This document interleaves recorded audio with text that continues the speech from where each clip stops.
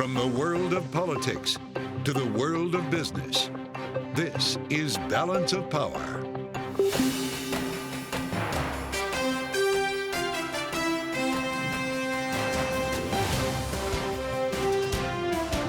Live from Washington, D.C. From Bloomberg's Washington, D.C. studios to our TV audiences worldwide, welcome to Balance of Power. Alongside Kaylee Lyons, I'm Joe Matthew. A meeting that was set for tomorrow between the players in the debt limit talks is now postponed to next week. Is that a sign of progress? This is the leading Republican presidential candidate suggests the GOP should allow default. I say to the Republicans out there, congressmen, senators, if they don't give you massive cuts, you're going to have to do a default. We have Democratic Representative from New Jersey, Josh Gottheimer, with us, a key member of the Problem Solvers Caucus. And Deputy Treasury Secretary Wally Adeyemo will also join us. We'll ask them both about the fight over the debt ceiling. The other huge story we're following, Title 42 set to expire tonight. The Trump-era rule that allowed for the expulsion of migrants from the country. Homeland Security Director Mayorkas addressing the issue from the White House today. I want to be very clear. Our borders are not open. This just as House Republicans passed their border security and immigration bill. It just happened a few moments ago. Considered, however, dead on arrival in the Senate. And Kaylee, this has been quite an afternoon for breaking news here. We'll start with the delay of this meeting that many of us were looking forward to tomorrow. I guess we're on to next week now. Yeah, early next week. For the Big Five, the president and these four congressional leaders, they're not going to sit down in a room together again for several days. That is what has been delayed. However, their staffs are going to continue to talk as they have been over the last 2 days. And Speaker McCarthy was speaking just moments ago, saying that postponing does not mean that these talks have fallen apart. In fact, he said that they all agreed it would be more productive if their staff continued. Republican leaders in the House putting together a news conference here and putting a pretty good spin on matters here as we work our way toward a debt limit meeting. We'll let you know when we find out more about it here. But it's interesting as former President Donald Trump tells Republicans not to budge, even if it means sending the nation into default. Here he was last night. Congressmen, senators, if they don't give you massive cuts, you're going to have to do a default. And I don't believe they're going to do a default because I think the Democrats will absolutely cave because you don't want to have that happen. But of course, that view is not a common one in Washington, with most top political leaders and policymakers agreeing on just one thing. America is not going to default. We're not going to default. America should never default. Default on our debt is not an option. Default is not an option. America is not a deadbeat nation. We pay our bills. A default is frankly unthinkable. We will make sure that the debt will not be in default. There has to be an agreement between the Speaker and the President, and there will be. The most important thing congressional leaders can do to protect the well-being of Americans is to say loud and clear, default is off the table. This can be done, and it must be done. And that was just from the last 2 days. Let's bring in our political panel now. Joining us around the table, Washington Deputy Managing Editor Wendy Benjaminson and White House and Politics Editor Mario Parker. So, of course, it seems, guys, that everybody is largely agreed. They do not want to default. It's a matter of how they get there. And perhaps they're going to get there a little bit later if the Big Five, Mario, aren't indeed meeting until next week. But we should take this as a good sign. That seems to be what they're trying to suggest today. Yeah, so far as the story breaks right now, our sources are all across both sides of the aisle casting this as a positive development. Earlier today, Kevin McCarthy's, one of his top confidants, Louisiana Republican House member Garrett Graves, said he handicapped about a better than 50 chance that something could get done. It's pretty positive, especially when you think about the clip that we just played where former President Donald Trump was urging the party to either extract the demands or drive off a cliff. Speaker McCarthy, just a couple of moments ago, Wendy says in his news conference, postponing doesn't mean debt talks have fallen apart. More importantly, all agreed more productive if staff continue talks. Absolutely. So it's actually a problem when the principals get in the room. Well, it can be. It really can be, because they have politics points to score, and the staff are all professionals. They're experts on this. They are anonymous, pretty much, and they can work out the details, then bring a plan to the principals, knowing that it will already be agreed to, and then the others can just do the kabuki theater of saying that they have solved the problem. The most promising thing we've seen today, and you were referring to spin earlier, but if all sides agree on the spin, that it actually might be true. We might be able to hold our breath just a little less tight and know that this might be coming to an end. Well, we heard from Senate Majority Leader Chuck Schumer, who spoke with our colleague Steve Dennis at Bloomberg just about an hour ago, and he said he thinks the talks on the budget and appropriation side are moving along. So we're talking about the budget here, Wendy, or the debt ceiling, or is this how ultimately both sides get to save face? Well, it's hard to tell because we're not in the room and we can't see what's going on, but it could be that the Democrats are working to get the Republicans at least a vote on the spending cuts they want, but through the budget process, which would allow for the clean debt ceiling bill or close to a clean debt ceiling bill that the president has been demanding. So perhaps they've come up with a way for everyone to save face, for there to be at least a talk about spending cuts, and for us to avoid the economic calamity that would happen if we all follow Donald Trump's advice. The other big story that we're following here, we didn't realize we'd be juggling balls quite like this again, but at midnight tonight is the lifting of Title 42 restrictions on the border. There are a lot of questions here about exactly how this is going to work out. Even the president himself said that we might want to prepare for some chaos. I spoke earlier today with Congressman Henry Cuellar. This is a Democrat from Texas whose district touches the Rio Grande and has been very critical at times about the Biden administration's handling of border policy. He spoke with me on Bloomberg Sound On about what he expects to happen tonight. Listen. There's about over 150,000 people that we know on the Mexican side that want to cross over. 150,000. That we know of. Now, that doesn't include the ones that are in the interior states of Mexico or Tapalucha, where there's about 80,000. That's southern Mexico. And if you look at the numbers that we have for Honduras, Guatemala, you're talking about large numbers there. So starting at 150,000, Kaylee, you spoke with the congressman today as well. These are massive numbers, and we've already seen about 10,000 a day the last couple across the border here. The question is the administration prepared? And I'll ask you this, Mario, or are Republicans correct that we're in for some very chaotic and dangerous days here? I think the term you use, chaotic, is something that even President Joe Biden concedes that we'll be looking at over the next few weeks as this thing lifts here now. The White House, I mean, he's taking fire right now from fellow Democrats or even those that caucus with Democrats. I'm talking about Senator Kyrsten Sinema. I'm thinking of New York City Mayor Eric Adams. And progressives. Lori Lightfoot in Chicago, who is probably would rank in that progressive category, where they're saying the administration can be doing more. We saw Secretary Mayorkas earlier at the White House press briefing today kind of tossing the buck toward Congress, saying this has been an intractable issue that has bedeviled the country for decades now, and saying that the administration is doing all it can. But, again, there are Democrats and Republicans who say they want to see more for this.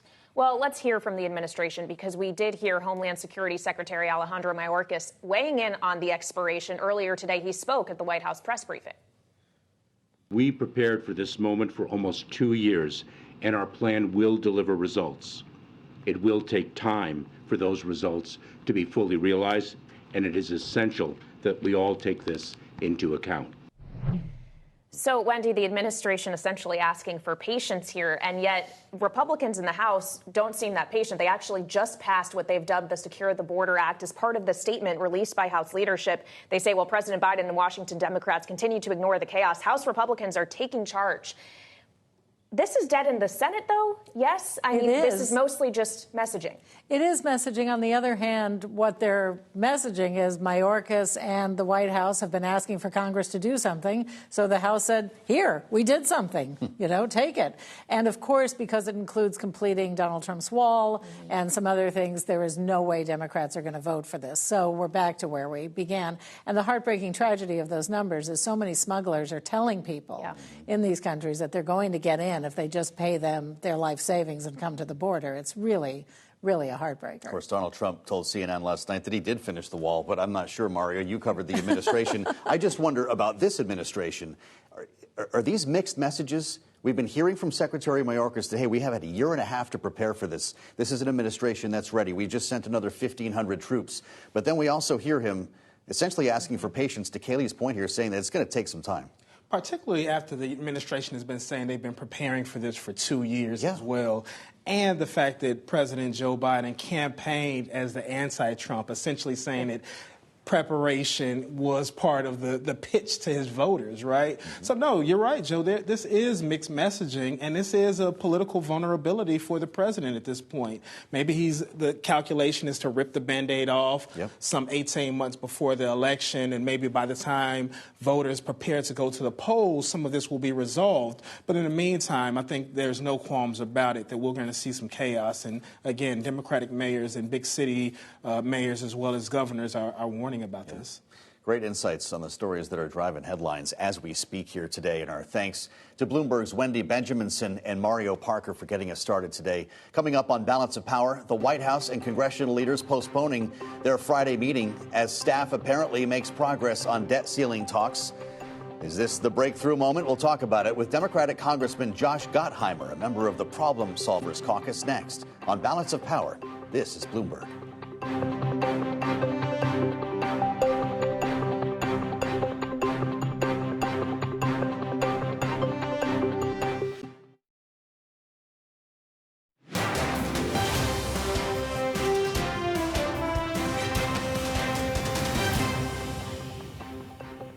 This is Balance of Power on Bloomberg TV. Thanks for joining us. Rising concerns about the impacts of a possible U.S. default as the ex-date for lifting the debt ceiling nears, though we still don't quite know what it is. Joining us now to discuss whether a deal is in the works is New Jersey Democratic Congressman Josh Gottheimer. Congressman, it's great to see you. Welcome back to Bloomberg. News here that the meeting that was set for tomorrow has been delayed until next week. Word is this is good news that they're onto something. What are you hearing?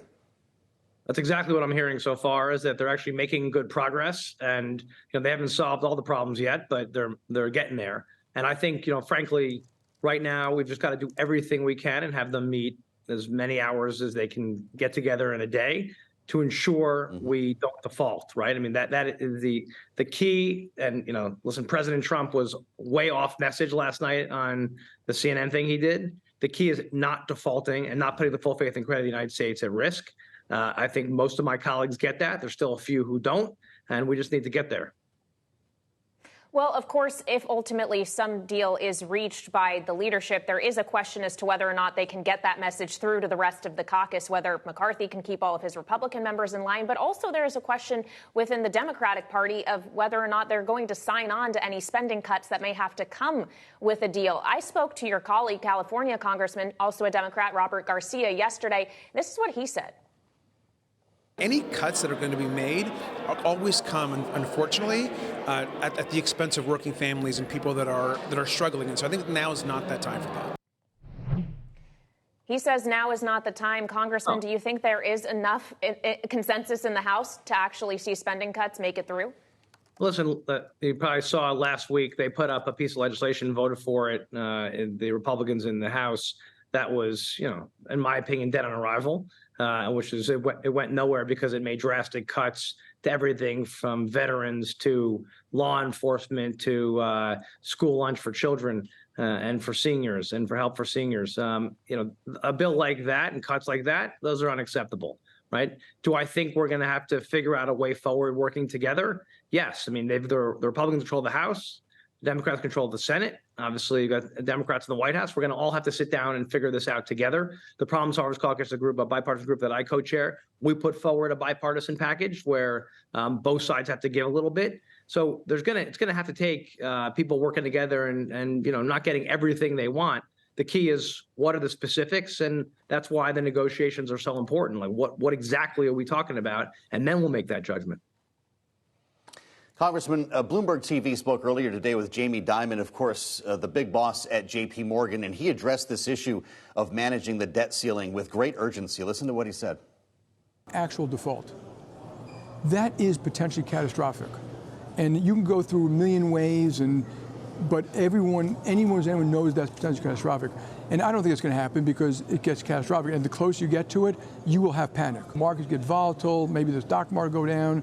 The Treasury markets will have their own problems. It's amazing you already have certain T-bills trading at 3% and right next to them 5%. This is not good. I'm sure you agree, Congressman, the fact that we're even having this conversation is madness. So with that said, though, we heard from following the meeting at the White House earlier this week, the president made clear, Chuck Schumer made clear, that Speaker McCarthy refused to take default off the table. Is that the conversation in the House? Do you believe that's his posture? No, I think that's the posture of some extreme right members of the Congress I've spoken to who believe the short-term pain. Is the Speaker one of them, though? The long-term pain? No, I think the Speaker understands. I don't speak for the Speaker, but based on my sense in conversations with folks, he understands the gravity of what this could do to our economy, our standing in the world, especially vis-a-vis the government of China, what this would do, obviously, to pensions and to 401ks, and even the immediate risk, as Jamie pointed out, in the coming weeks, which is what I'm very concerned about the downgrade, right? You could have a rating agency tomorrow downgrade if they believe we're not making progress, right? So the risk, the seismic risks here to the economy, to the market, to our savings, to our standing in the world are so significant, which is why, frankly, again, I was shocked by the former president's comments last night, because this is not something you play politics with, right? We can deal with our long-term debt and deficit issues. We should deal with our long-term fiscal health issues. Is what I proposed that. I said we should have a commission that makes really, really tough recommendations about what we need to do in the longer term. But in the short term, the idea that you would do anything except take the debt ceiling off the table, pay our bills, which is what we should do. This is all this about, paying our bills. And then you can have a debate about short-term spending, other decisions, right? I mean, that's okay for us to have that debate, but not playing around with the full faith and credit of the United States of America. Well, we are going to be having this conversation for at least the next several days until that meeting actually takes place early next week, now that it's been postponed. So if we could just shift topic here to an issue I know is very near and dear to your heart, the issue of the SALT deduction. You, of course, have introduced new bipartisan legislation to try to restore that. Previous efforts, several of them, though, have failed. Why would this time around be different, Congressman? Well, yeah, we've passed it out of the House 4 times now, just to keep count here, and our friends in the Senate just don't want to act on it. What's different now is the tax, what I call the tax increase bill from 2017 is actually has 2.5 years left, and then it'll sunset out most of the provisions, including the SALT, where they capped SALT to $10,000 and gutted it. So it will go back. If we do nothing in 2.5 years, it comes back fully, right? The full restoring the deduction, which it should, stopping double taxation, giving tax cuts and relief to families who need it and deserve it, middle-class families in Jersey, which I represent. So I think the Republicans know that they have 2.5 years to figure something out, to cut a deal. Right now, if they tried to give it back to us, we would demand a high number. But they might be able to, they may be able to cut a deal for themselves, which is why they're starting to talk again about it as part of a package. But as time goes on, it's less and less attractive to negotiate, and we'll just take the full deduction back. All right, Congressman, we have to leave it there, but thank you so much for your time. That, of course, is Democratic Congressman Josh Gottheimer of New Jersey. Thank you so much. Now, President Biden's meeting with Speaker McCarthy and the other leaders of Congress next week, as we have mentioned, has been postponed to next week on the debt ceiling negotiations. But we want to get more insight now into what that meeting could bring and bring in Deputy Treasury Secretary Wally Adeyemo. He is joining us now from the North Lawn of the White House. Mr. Deputy Secretary, thank you so much for joining us. I would imagine that the Treasury Department is very keyed into the White House on this issue. What have you heard in terms of the progress that is being made?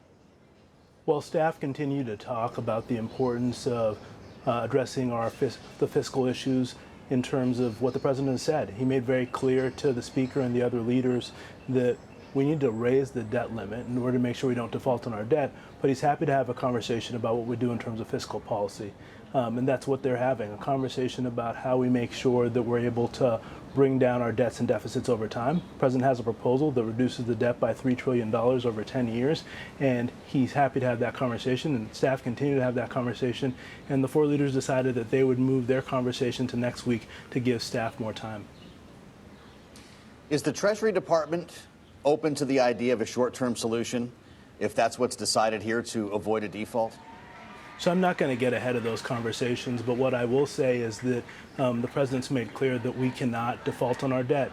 We can't default on the promises we've made to our creditors, but also to our seniors and to our troops, and that's why he's called on the members to lift the debt limit as soon as possible.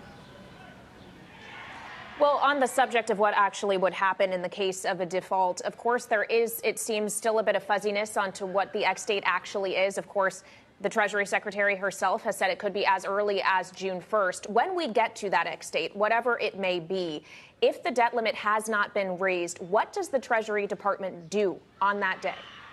I want to be very clear that the Secretary has made clear, and secretaries before her of Democratic and Republican administrations have made clear that failing to raise the debt limit by the day we run out of money would be catastrophic for the United States economy. There's nothing that we can do to prevent that catastrophe. It would mean that we would be unable to pay our debts to our creditors, potentially to our seniors, to individuals like our troops. And for each one of those things that we would do, it would mean that the U.S. economy, for the first time in our history, would face a situation in which the United States of America has not paid its bills. It would, as you know well, and you've heard from Jamie Dimon earlier and also from Congressman Gottheimer, is that it would mean that it would have a huge impact on financial markets and on 401ks. It would mean that seniors who have made investments in this country by the work that they've done and putting money into Social Security would no longer receive their checks as well. So it would be devastating.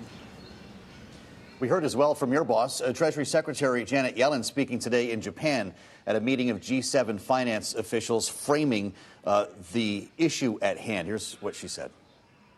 Short of a default, brinksmanship over the debt limit can also impose serious economic costs. We know this from recent history.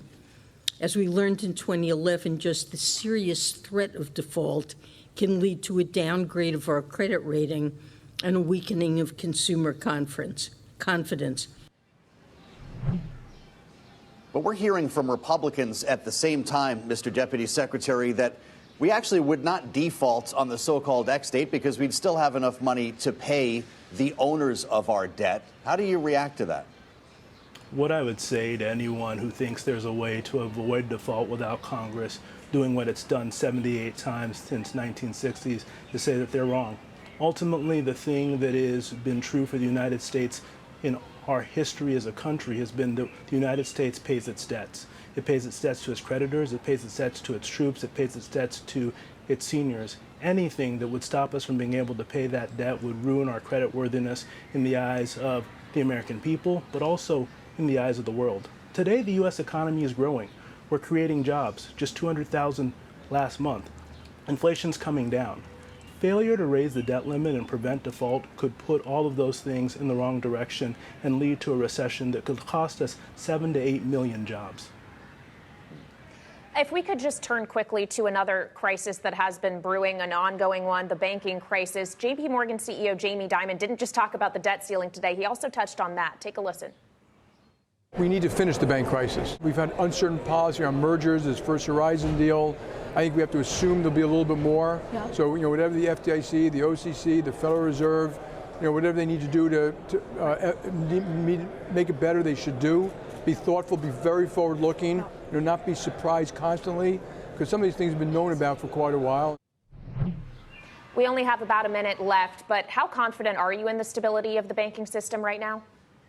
I'm very confident because of the actions we took starting in March 12th as the federal government to both make sure that when banks did fail, we ensured that uninsured and insured depositors were protected. And we also provided banks with the liquidity they need to provide their customers with the money that they want. And the banking system is resilient and well capitalized. And ultimately, the reason we care deeply about having a diverse banking system that includes big banks, medium-sized banks, and small banks is because that is the key to providing credit to the economy. And we continue to see banks doing that. We want to make sure that we support an ecosystem that is diverse and continues to give Americans the credit they need to start small businesses and to buy homes and lead to economic opportunity.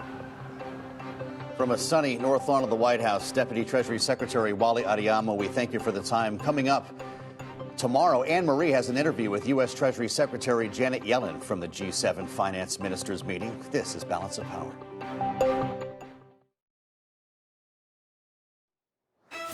Now, keeping up to date with news from around the world, here's the first word. I'm John Hyland. South African President Cyril Ramaphosa says his government is probing allegations that his country supplied weapons and ammunition to Russia. That following a report on a South African news website citing the U.S. ambassador to the nation. The report said the arms were collected by a Russian cargo ship that docked in Cape Town in December. Pretoria has claimed to have taken a neutral stance on Russia's invasion of Ukraine. The White House is trying to keep relations with China from getting worse. U.S. National Security Advisor Jake Sullivan sat down with China's top diplomat in Vienna for 2 days of what the White House called substantive and constructive meetings. The talks set the stage for a possible call between President Biden and Chinese President Xi Jinping. China has been snubbing U.S. requests for high-level meetings for weeks. The U.S. Supreme Court has dealt a blow to the pork industry. The justices upheld California's new humane pork law, rejecting an industry challenge. The ruling could force pork producers to implement costly changes to keep selling in the state. The industry argued unsuccessfully that California is violating the Constitution by regulating commerce outside its borders. And Elon Musk announced he's planning to step down as Twitter CEO. The Tesla co-founder didn't name his successor, but said she will start the job in just around 6 weeks. Musk says that he's transitioning his role at the company to executive chair and chief technology officer, where he will oversee product, software, and system operations. Global news 24 hours a day on air and on Bloomberg Originals, powered by more than 2,700 journalists and analysts in more than 120 countries. I'm John Hyland, and this is Bloomberg. John, thanks. This is Balance of Power on Bloomberg TV. I'm Joe Matthew alongside Kaylee Lines in Washington. It's been another day of breaking news and a bit of a head spinner here. We should let everyone know, if you're just joining us, the meeting set for tomorrow on the debt ceiling has been delayed until next week. Yeah, no longer a Friday meeting, instead an early next week meeting. Of course, this meeting being between President Biden and congressional leadership, primarily House Speaker Kevin McCarthy, but of course McConnell, Schumer, and Jeffries will be there too. But the reasons why, Joe, we understand are actually positive. The idea that the staff of the congressional leaders and the White House have been talking over the last several days and are starting to make progress. They'd rather they continue that progress than the principals get in the middle of it. It's funny what happens when the parents get in the room. The other major breaker this afternoon, which may not be a surprise, Republicans in the House passing their border and immigration bill. It's considered dead on arrival in the Senate. Yeah, that's definitely going to be something that we have to talk about in the next several days, because the clock the day that literally Title 42 is lifted. Strikes midnight tonight. It's pretty remarkable, Kaylee. Now, we talk a lot about political polarization in this country, and on this program, many blame gerrymandering and campaign finance rules, but few offer solutions. For Democrats, one of the answers is something called the Groundwork Project, an initiative launched by former Massachusetts Congressman Joe Kennedy that supports local organizers trying to broaden their base in underrepresented and disenfranchised communities. And now Groundwork Project is teaming with the NAACP to further its efforts.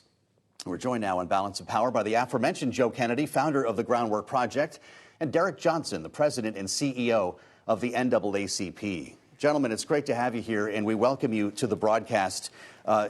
It's an interesting time that we're in, Congressman Kennedy. You refer to going hyper-local when it comes to organizing. What's it like when a Democrat starts knocking on doors in a red state? Joe, it's great to be with you, and thanks for having us. You know, issues that you talk about, some of the ones you just mentioned, when you're talking about it at a national level, tend to get polarized pretty quickly. But no matter where you live, and no matter who lives across the street or next to you, you're confronting similar issues when it comes to trash pickup, when it comes to the quality of your kids' schools or the quality of their play. And what our observation is here is when you can focus things locally on the lived experience that you have day to day, a lot of times the politics falls out of the way because you just have to execute. And so what we're trying to do is find those organizers around the country that know how to bring people together to confront challenges in their community, support them so that they can help create the change that they want to see and everybody wants to see in their own backyards. And you do that, scale that up block by block, community by community, state by state across the country, and you've got a far more representative and responsive democracy. President Johnson, thanks as well for joining us here. What's your message to rural voters in this campaign cycle when you get on the ground and start organizing voters who are in many cases less concerned with social issues that are associated with Democrats and more concerned with inflation and the cost of groceries? It seems that they lost us there, Joe, so we're going to work to reestablish that connection. But it is a really good question because we all know how previous election cycles have gone. Once rural voters did lean in the Democratic direction, they have lost that vote. It's been very difficult to get that back. And it raises a question of the messaging of the Democratic Party as they focus so much on social issues and issues that resonate in the suburbs, for example. Are they hitting some of the other messaging hard enough to attract those voters? And this debt ceiling issue really kind of brings this to the fore, right? Because this is something that affects everybody's personal finances as well as the global economy. And we're talking about a banking crisis as well that involves, maintaining jobs and a Federal Reserve that's fighting inflation. So there's so many cross currents here that we talk about all day, but it's kitchen table issues that many voters are focused on, which can get lost in the conversation frequently. And it also raises a question of the candidates in question here. Obviously, President Biden is seeking re-election. And in terms of the demographic makeup of who he needs to vote for him. We have talked a lot in 2020 about the black vote in particular, and there is a question of whether the administration is still reaching those voters to the extent that it needs to. That's a question I'd like to hear from the NAACP president on. We're working to get them back now. Yeah, I hope that is possible, but many thanks to former Congressman Joe Kennedy and President Derek Johnson for being with us here. Coming up, former President Trump making waves. Did you see the town hall last night? He spoke to CNN, and we're going to recap some of the highlights when we return. This is Balance of Power on Bloomberg TV.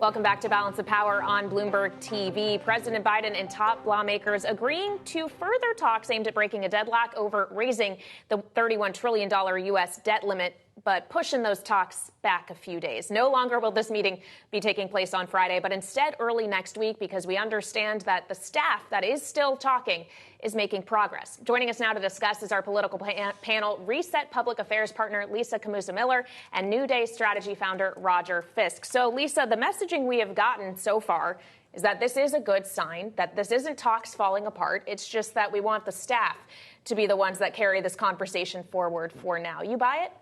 I think I do. I mean, I don't think that they would bring the principals back for a meeting where they would be hosting press conferences and conversations if there wasn't progress that was being made. So not a repeat of Tuesday. It feels, right, exactly. Tuesday was a little bit of a trial, and now it feels like, well, this is what happens. I mean, the policy experts get together and they hash out how they get to an agreement. And so to me, this is an encouraging sign. I'm not surprised that tomorrow got pushed off, but I hope it happens early in the week next week, because then the president's on the road again, right? So we really have to get this done. The time is really shrunk. You worked for the Speaker of the House, a prior Speaker. Yep. You have a sense of what's happening in the room here. When we say staff, what are these meetings like? Where are they happening? Well, I mean, it depends on where it's happening. I'm sure that there are. Is this on the phone? Are they in a room with the pizza boxes? I bet What's they're this probably. meeting like? I bet they're probably in the room. I mean, this is significant enough that this has to get done right, and it's the most senior policy people in the administration, on the Hill, and everywhere else. This is at the top level. These are our smartest people on the job. Well, and I want to come back to your point on the timing because, Joe, the president has an international trip coming up. That's Japan, right. Papua New Guinea, elsewhere in the Pacific. So, Roger, it does raise a question of the optics of him going on that trip next week if we don't have a deal when this meeting actually happens. Are we going to see this thing postponed? I don't think so. First off, thank you so much for having me and having me here with Lisa. Only in the bizarro world of Washington, D.C. could a delay actually be interpreted as an accelerator. We were chatting before, and I think the delay actually means that things are moving. So the fact that they're getting further down the calendar means that they're probably going to happen sooner, if you follow me at all. So in that sense, it's a good thing. And you're right.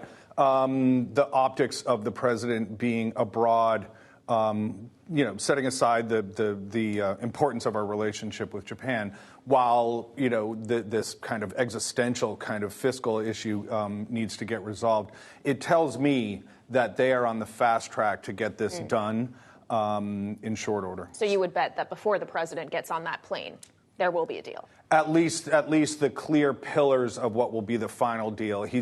I can't imagine him going if they're still squabbling. Well, yeah, why not cancel the trip just to get the headline, right? This makes him look serious, makes him look engaged, and he saves a lot of time and miles while he's at it. It's not a bad thing to have in your back pocket to say, you know what, I'm going to delay that and focus on this.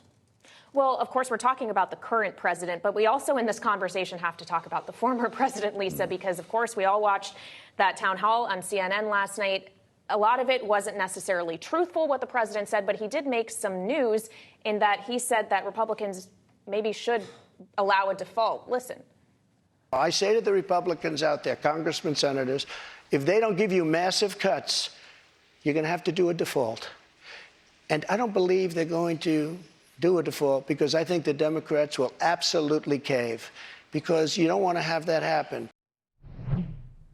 Lisa, did he just give Republicans cover to default if they don't get exactly what they want? Well, I mean, the sound from the Hill is actually very different. It's really surprising to me how many Republicans came out and said that the president's words last night were not where Hill Republicans are. And that's a good thing. I mean, we have to remember that this is the former president has now 6 bankruptcies under his belt. Perhaps that is his strategy, but I have to believe that U.S. government accountants and policy experts are saying that absolutely no way can we default in any way. So it could be a cover, and it very well will be the kinds of words that folks like J.D. Vance, for instance, said that maybe the former president is giving us some signals. But it's not widely held on the Hill that this is the way that's going to go. Does Speaker McCarthy need to refute that line just for the sake of credibility, as the White House accuses him of not taking default off the table? He needs to refute that line in action, but he's certainly not going to do it in word. He's a Donald Trump supporter. Clearly. What you saw from the former president, I mean, kind of governance arson is one of the pillars of the MAGA movement, like burning it down and bringing it to a screeching halt. And we don't need to remember back too far when the king of debt said that raising the debt ceiling was sacred. If you can remember that clip, he said it was sacred, that it should never even be negotiated. He made the point last night. That's when obviously I was president, when he was but in he's office, not president right? anymore. And now I think now he is very good at seeing potential wedge issues and things that can do damage to opponents, and he sees this as a very, very convenient cudgel for bringing to bear on the person that he's most likely going to be up against. Well, as we're watching now on the screen, video of him at the town hall last night, of course, it wasn't just the debt ceiling that made news. He also talked about the idea of pardoning some of the rioters at the Capitol in January 6th, 2021. And yet there was a crowd there in New Hampshire that was cheering for him as he said these things. So is this just a sign, Roger, that all of these things, even as we still await the outcome of the investigations into January 6th and the documents and some of the other legal headaches still overhanging the president, that ultimately none of it makes a dent with his base of supporters? No, because as we've seen, for the 30% that are willing to put their hand over the Bible and say 2 + 2 is 5 because he says so, it's very deeply ingrained in their psyche and really woven into who they are. So even if you were to roll a video clip of Donald Trump going to Home Depot and getting the actual lumber to build the gallows that they put up on the mall, and had audio of him, making sure that it was the proper dimensions for hanging the former vice president, that wouldn't shake probably any of them, just like his comment about shooting someone on Fifth Avenue. Do we need new rules? Just to back off, I'm not going to ask you if CNN should have done this or not. People have very strong feelings about that, including apparently staff at CNN. But the idea of the human supercomputer live fact-checking in real time, people are criticizing the moderator for this, but are we not asking too much if Donald Trump isn't going to play by the rules? How exactly should a journalist handle that? Boy, it was such a hard job for Caitlin Collins, and I really do admire the work that she does. That was probably one of the hardest things that anyone could have. The fact is that the 24% that are hardened for Trump are never going to waver. They're never going to change. So if you're a journalist, yes, there is absolutely there's an obligation to make sure that the facts are checked, but that hard base that loves Trump doesn't care about the facts. And so it makes journalism that much more difficult because regardless of what is true, they're going to support him. What did last night mean for the other people seeking the Republican nomination, Ron DeSantis, Tim Scott, who we expect will be announcing their candidacies formally in the coming weeks? Well, I would hope that they're given just as much airtime, to talk about what it is they care about and what they want to see if they are, in fact, the nominee for the party. Because last night was absolutely some free advertising for the one declared candidate on the Republican side. Okay. We're going to come back to you guys in just a second, so hold tight. That's Reset Public Affairs partner Lisa Camusa-Miller and New Day Strategy founder Roger Fisk. They are going to be sticking with us because coming up, we have to talk about the other news of the day, the COVID-era immigration restrictions expiring at 11:59 p.m. tonight. We'll talk the political ramifications of what's going on at the border next. This is Balance of Power on Bloomberg TV.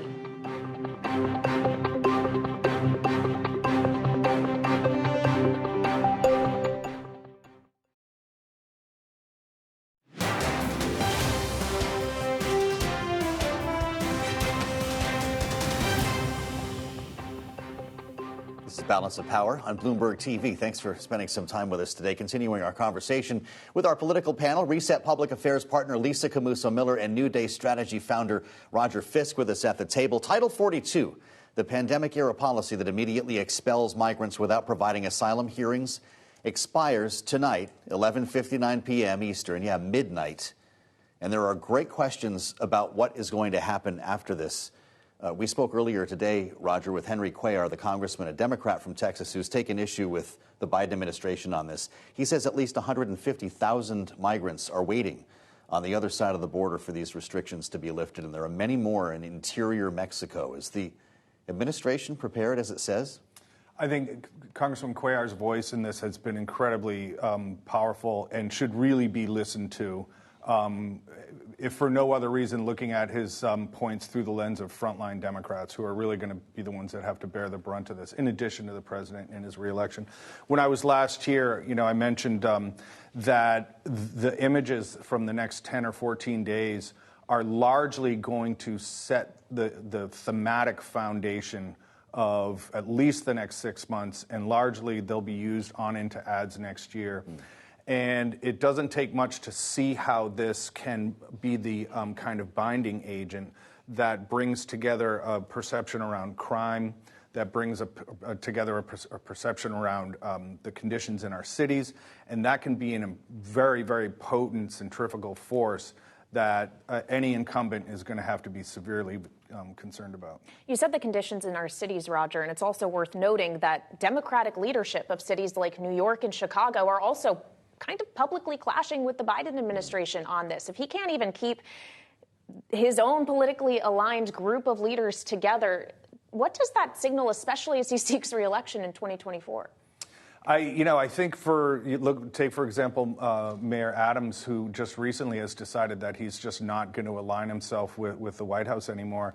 Mayors, I think, have the toughest job in American politics because there's really no wiggle room for them when it comes to these issues, because everyone else can take a pass. The governor can find some rainy day funds, et cetera. But mayors have very little wiggle room, and the immediacy of the expectations and the standards by which they are judged in a very day-to-day kitchen table way make it so that either you're helping or you're not, and if you're not helping, get out of my way. Well, the House Republican Party passed their legislation today on border security and immigration reform, said to be dead on arrival. In the Senate, it calls for the resumption of border wall construction. Is that going to be the party line on this moving forward? Because I suspect that a lot of Republicans will be getting a video for campaign commercials in the next few days. This is a 20-year problem. We have kicked the can down the road, and it is coming to a head in a way that is just unfortunate for everyone. I mean, we have to remember, these are human beings that are coming across the border. This is a humanitarian crisis, and it has got to be addressed. So talking about walls, I remember when I worked on the Hill, in the dome under the Capitol, we talked about a wall, and the folks that were smart enough to know about immigration understood that a wall is not the answer, that it has to be a full set of infrastructure that's put in place. We need to invest in our resources down at the border. I mean, I know we don't do it anymore here in Washington, but we need comprehensive immigration reform so that there is a pathway for legal immigration into the United States. Yeah. What did Henry Cuellar say? That's millions of dollars a foot, but I'll spend, what, $50 and buy you a ladder? Yeah, no, I think he said something in the $30 million range for a foot of wall. But it does raise the question when we talk about addressing this problem. You address it, sure, from the U.S. side of the border, but there's also, as you allude to, it's a humanitarian issue. These people are fleeing, trying to come to the U.S. for a reason. Is the U.S. doing enough to address both sides of the coin there, Lisa? Oh, I mean, I think that there's another question that we haven't even thought about is whether or not, even though we're going to be sending, when it comes to an asylum case, north of 80% of the asylum pleas that are made are rejected, and those folks are sent home. Now we have to watch what's going to happen in Mexico, what's going to happen in these other countries. Are they going to accept these people back? And that's another question that hasn't even been addressed yet. We're so worried about what's going to happen here in the U.S., but what's going to happen if their own countries won't take them back? A lot to be said for that other side of the border question, because apparently, Mexico has been processing many more migrants to pass through the country to make their way to the U.S. than we expected. Is Mexico doing its part? That's tough to say. I mean, I do know a couple stats. For example, Costa Rica per capita is taking in 10 times more people than we are. But it does, to Lisa's point, it needs to be a comprehensive domestic legislative fix, and it also needs to be a region-wide addressing of the border relationships. One of the things that the Biden administration is going to be implementing, I think actually starting midnight tonight as well, is a different version of the Trump transit ban, which basically means people who come through Mexico have to prove that they sought asylum and were denied in at least one of the countries of their transit and things like that. Yeah. And if they haven't, they can be sent back to actually go and do that. But all of these things are essentially nibbling around the fact not only that we have to do comprehensive immigration reform, but if we flicked a light switch right now and the activity of every undocumented worker in this country came to a screeching halt, the farms, the construction sites, and the restaurants of this country in blue states and red states would come to a screeching halt, and we need to be honest about that. And we haven't even talked about the H-1B visa side of this story.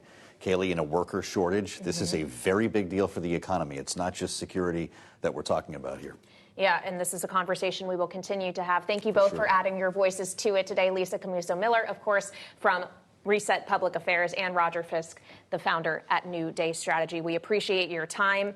Joe, one more day this week, however, tomorrow will not be bringing that meeting between the president and congressional leaders. That's correct. But we will have a major interview for you coming up tomorrow as well, won't we? Anne-Marie Horduran will be bringing us a special conversation with Treasury Secretary Janet Yellen tomorrow. We'll see you back here on Balance of Power. This is Bloomberg.